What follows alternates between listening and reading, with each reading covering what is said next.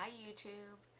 So today we're going to talk about the reasons behind why I quit pro sessions, pro ABDL fantasy facilitating diaper sessions, okay?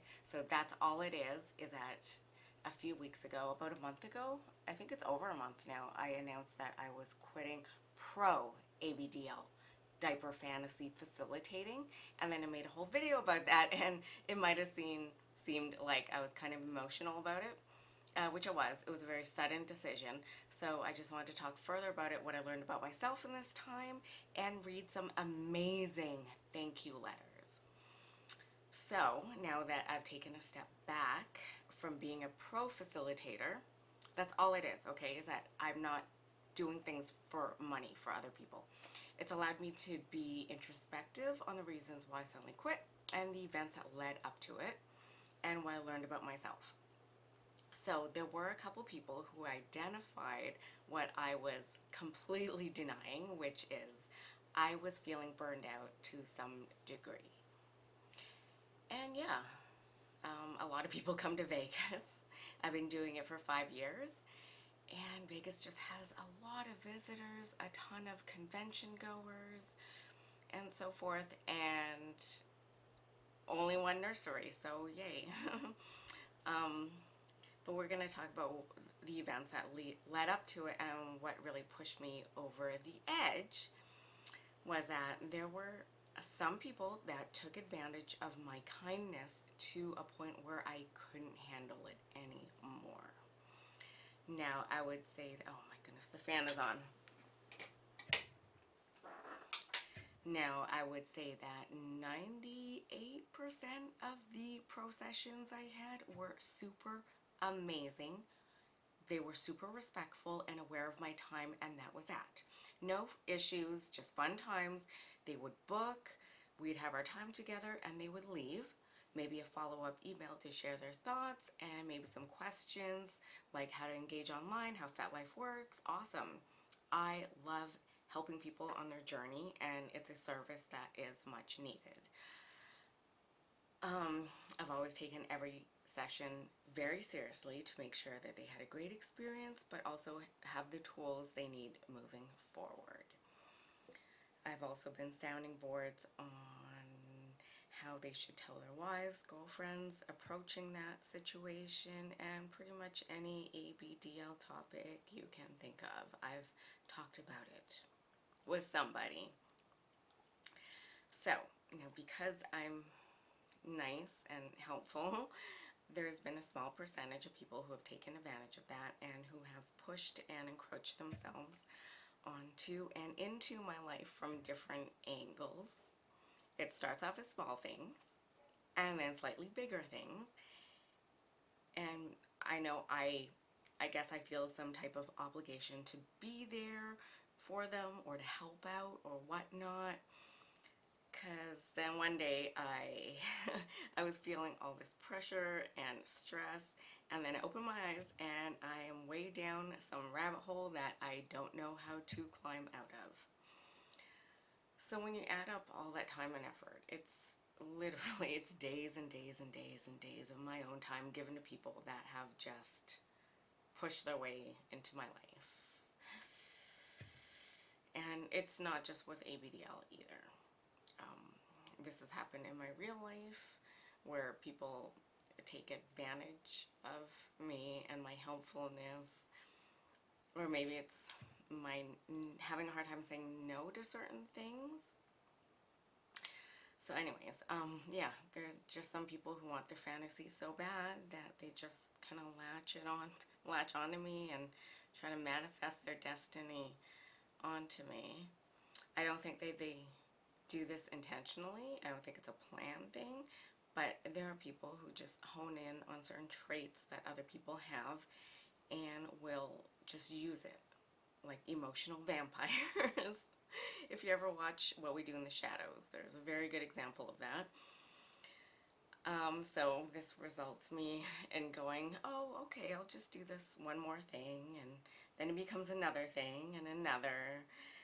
And in my mind, I'm like, I'll get through it. This thing is temporary. I'll just do this one thing and then it's over.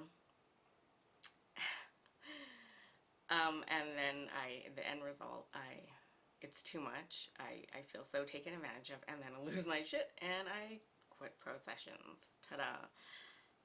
Yeah, I've had, it's a revelation now. I've had a person like guilt me into obligations too, and there are some people who do that. Not just in this community, in life. That's just life. So I fully take responsibility of my actions, my decisions. They were all mine. And it's me trying to be too kind. I know it's a fault I have, and I know there's no one to blame but myself. Moving forward, since I've quit pro sessions, I've been starting to speak my mind, gain my confidence in saying no and standing up for myself. And the goal is to not get pushed over or bowled over into things I'm not comfortable with, and I'm not. Yeah, it's hard to explain. It's weird because everything else that has a clear line, I have no problem saying no. Like if someone emails and there's sexual tones in a session in the email, I don't even bother with it. I'm like, no, I'm not your person. If anyone would try to touch me, I'd be like, no, fuck that, and get away from me. That's a boundary. And I know where there's clear boundaries, but I know like mentally, emotionally, those things are different. And I haven't been setting the boundaries. I know there are some people who don't respond to subtle cues and need clear boundaries explained to them verbally. I know that now. Moving forward, I also need to tell hubby whenever I feel this way, whenever I feel someone's encroaching on my life or taking advantage of me, so then he can help me plan out how to handle the situation in a diplomatic and calm manner, because that is what he does. He's good at step-by-step problem solving and making sure that both sides are feeling good about it. So yeah, moving forward, instead of just letting this stuff happen and building up, I need to talk to hubby and tell hubby how I feel so he can help me, because this is what happens. Which brings up another great topic for another, I guess, episode. These aren't episodes. It's me fucking rambling on. Is boundaries, how to set them, and how to enforce them, and what to do when people break them. I'm not going to do this one solo, because obviously I'm not the best person at that.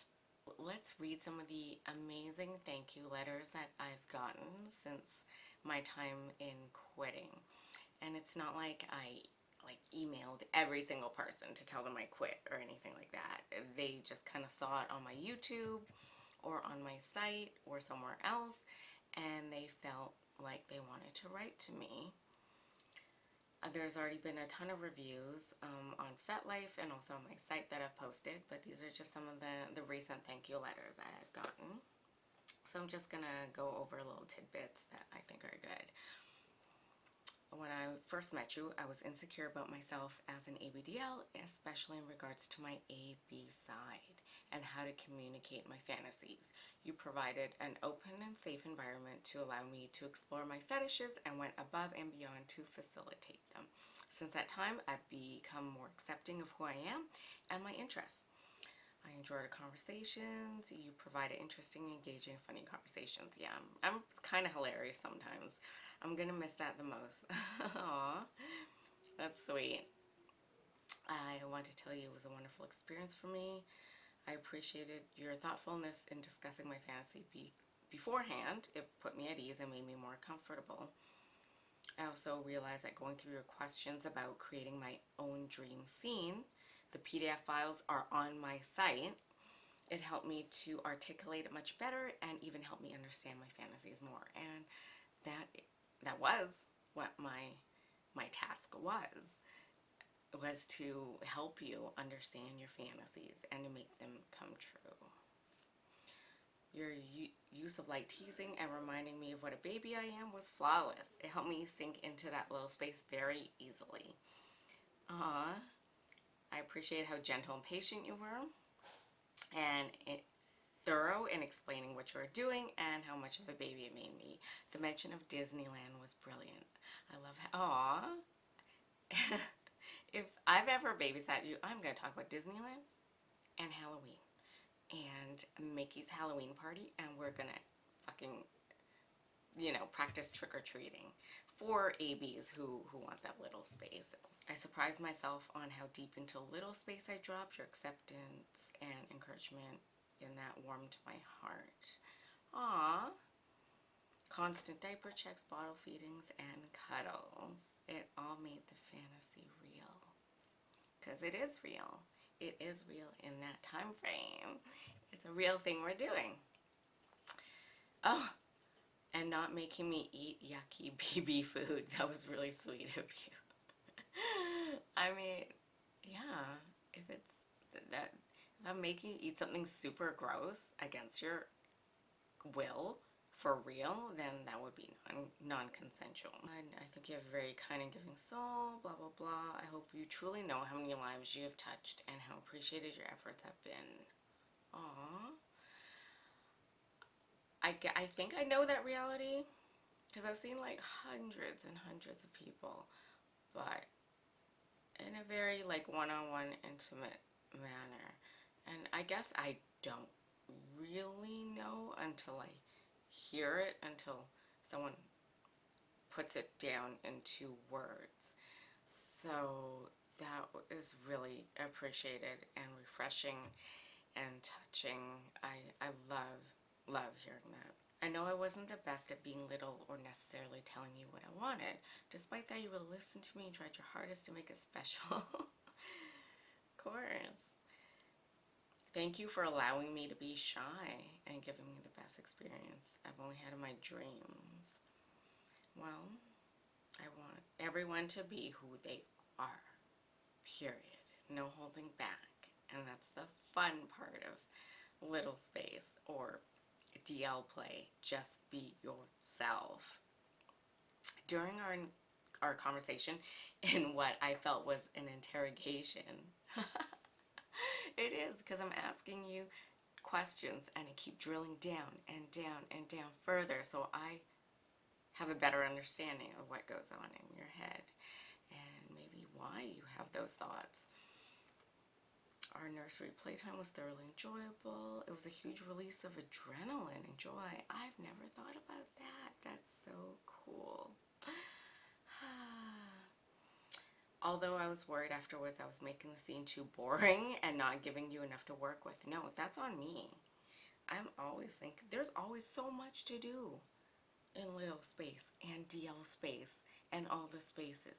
There's so much. That's what I'm good at. Because there's stuff to do and more diaper checks. Always diaper checks. The sweetness in the diaper checks. So many diaper checks. It was all there. Yay. Yeah. Thank you so much for writing to me and reflecting upon our times together. And I hope if I've had a session with you that you take the time to relive it and relive it often. And yeah, that's about it. I promise next week's video is going to be a lot more lighthearted and fun and or educational. Okay? See you and happy Halloween.